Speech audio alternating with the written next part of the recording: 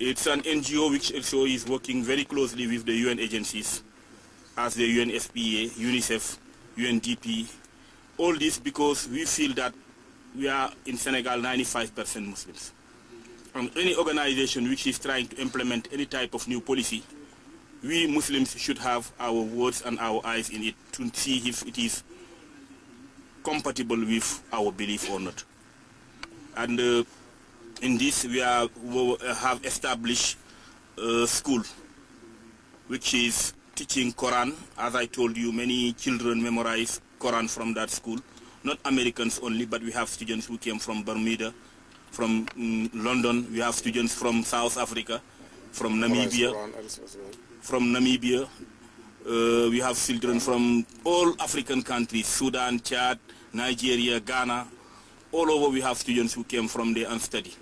But also the school has 3 departments, English, French and Arabic. We have teachers from Azhar University by help from the Egyptian government, teachers from the Islamic Republic of Mauritania, Senegalese teachers and American teachers. And the students study all subjects from kindergarten to the baccalaureate diploma. And those who achieve the diplomas can continue their studies in other schools. Right now we have students in Cairo or in Egypt or in Mauritania or in other places in the world. And beside the schools, we also have a health program. The African American Islamic Institute has established an hospital which have all different branches like general medicine, pediatrics, gynecology, dentist, and right now even it's going through an extension.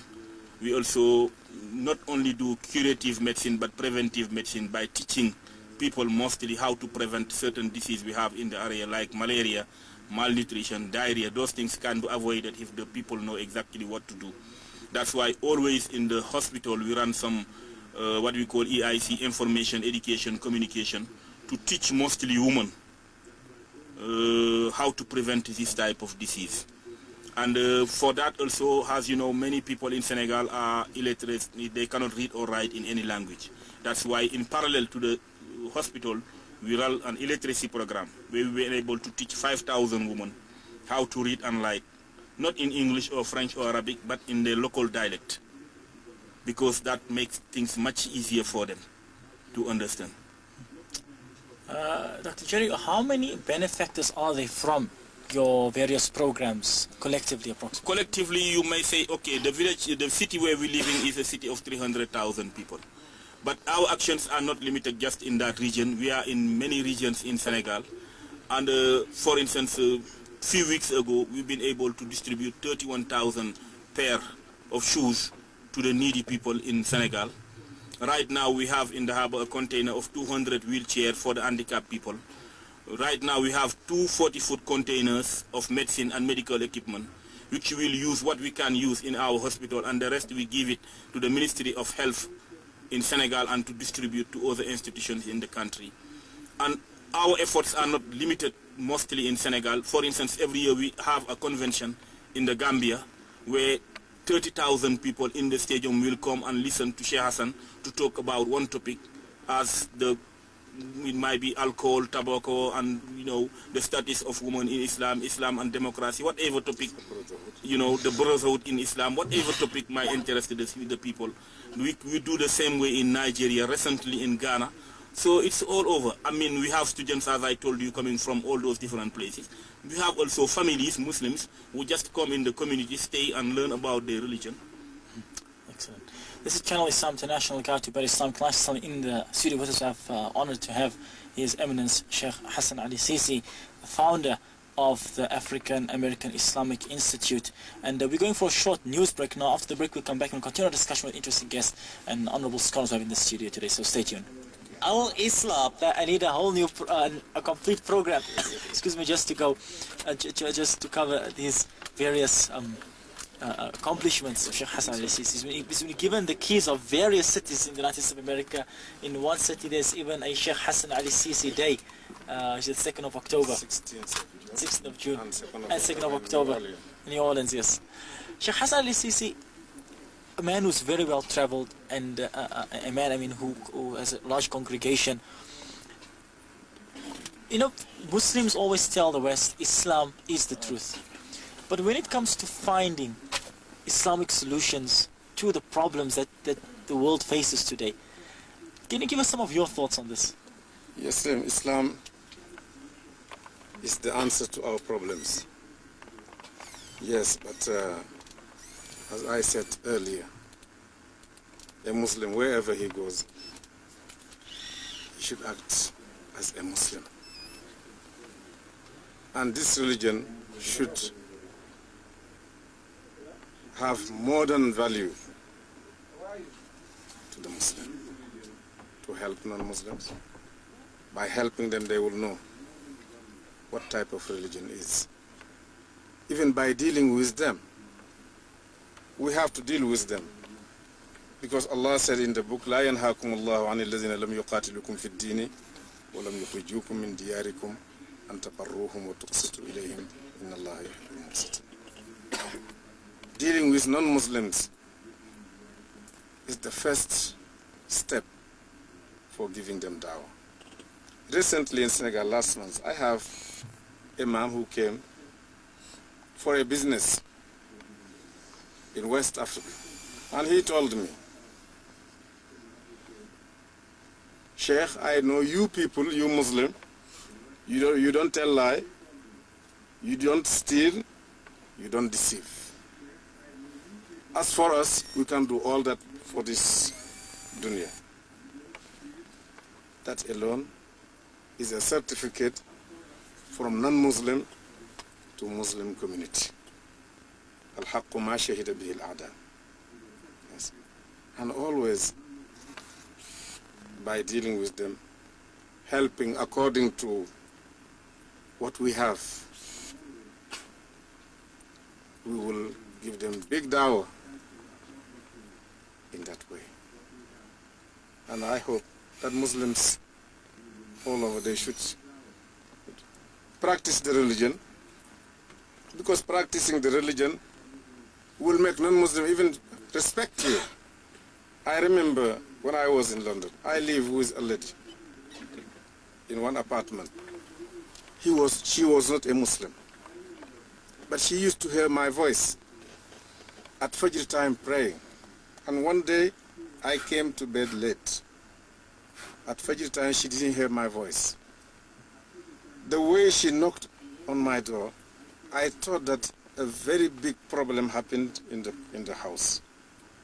I said, oh, what happened? She said, the sun is coming up very soon, you will never be able to say your prayer again. And she is not Muslim. Then following your religion wherever you go, and acting accordingly, because ad-dinu al-mu'amala, helping those whom you can help. اتق الله ولو بشق تمر أو ولو بكلمة حسنة. All these can help non-Muslim to accept what we are saying, that Islam is the solution. Another example. Jerry has mentioned that every year in December we have a convention in Gambia. Many people, they come, many doctors also from United States of America, Muslims and non-Muslims, coming to help. They will come with their boxes full of medicine, tools, equipments, just to help the community, humanitarian help. And one of them, Dr. Richard, he was a Jew. He's not a Muslim. He has intention to stay up to 3 weeks just helping in the hospital.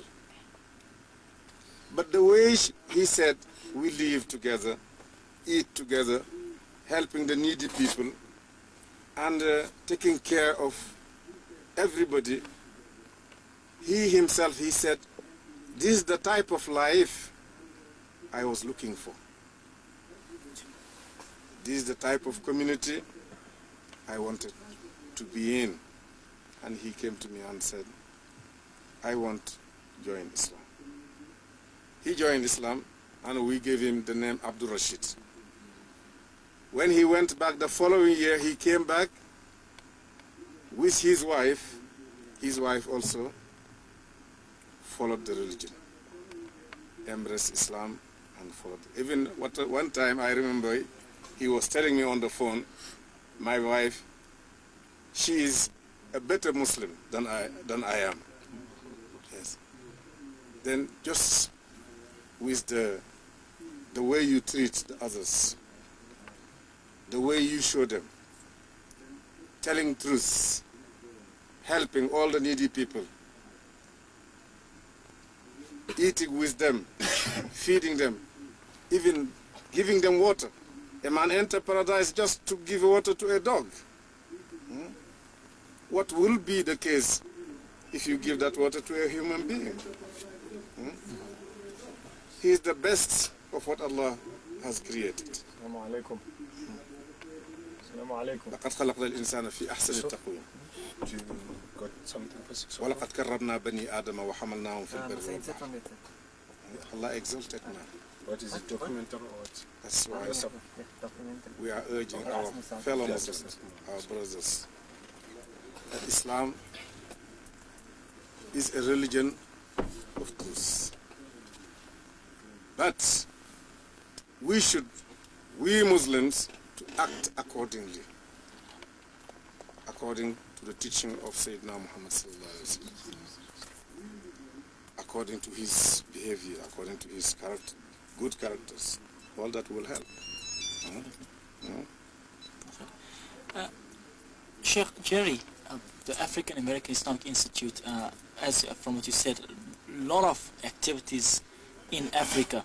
And what really makes Africa unique among all other continents from a religious perspective is that Africa is one of the large frontiers where you find a lot of missionary activity in Africa. The scale is enormous, probably out more than any other continent, any part of the world. At the same time, Africa has a majority Muslim community. How has this affected the work of your organization?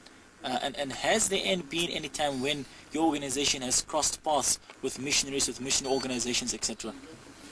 Yes, as you said, we are in many activities, and those people also are in the field. Although in Senegal it's 95% Muslim, it's small, but we are living in peace and harmony with non-Muslims, as the Sheikh just mentioned. But even I was reading earlier a report in Time magazine where they're saying that they are sending missionaries in Muslim countries in order to convert Muslims into Christians.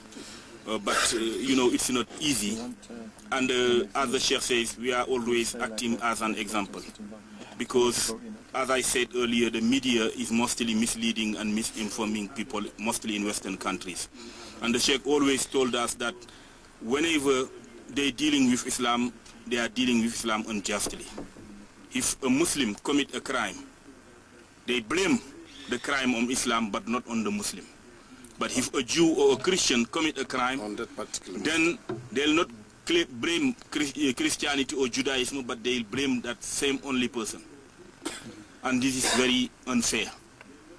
So, for instance, I was in a meeting representing the African American Islamic Institute, and then the man next to me was a Christian. He said, when we have a problem here, because these people are representing an Islamic organization, and here it is an NGO community.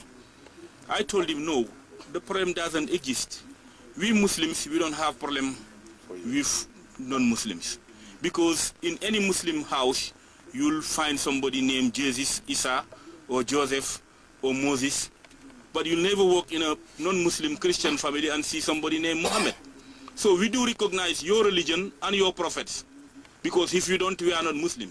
But you Christians, you don't recognize neither Islam as a religion, nor the Prophet Muhammad as a prophet. So we don't have your problem. You're the one who have our problem. And he